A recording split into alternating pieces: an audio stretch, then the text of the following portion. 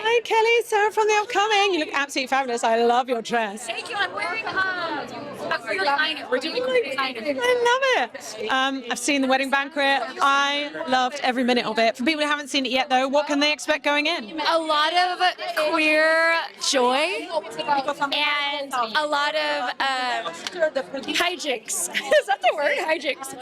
Yeah, comedy goals. There you go.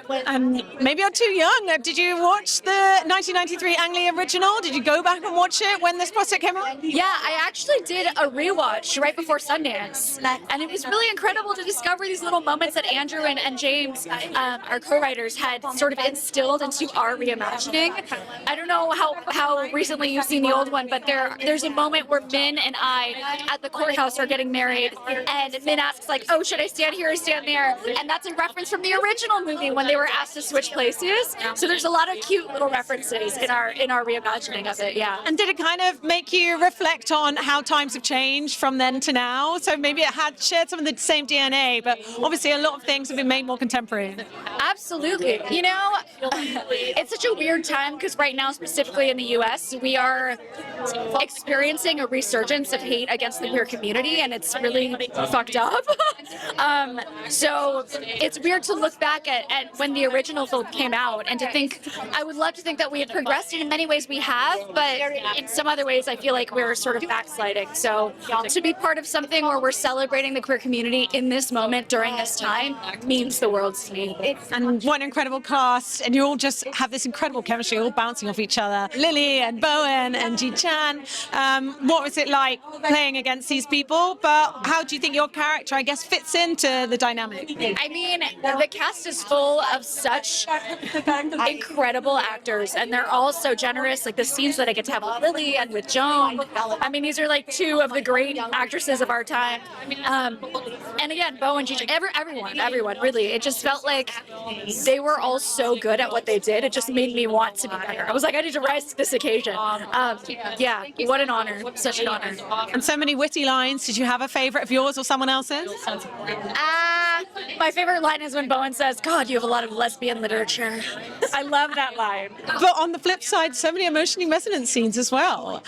And sitting down, speaking to your mother, I think probably was one of it. And like that moment where they're talking about like, oh, mother issues is not the same thing as motherhood issues. And I guess, you can think about this in terms of being a parent in the queer community, but there's something very universal about that. When you're becoming a parent, it makes you reflect on your own childhood too. Absolutely. Yeah, it makes you think about the way you were raised and the ways in which you want to emanate that and the ways in which you don't. And I think, like you said, it's not specific to the queer community. I think in this film, though, there are a lot of issues around Angela's sexuality and her mother's lack of acceptance in the past compared to now her really adamant activism and what she's making up for.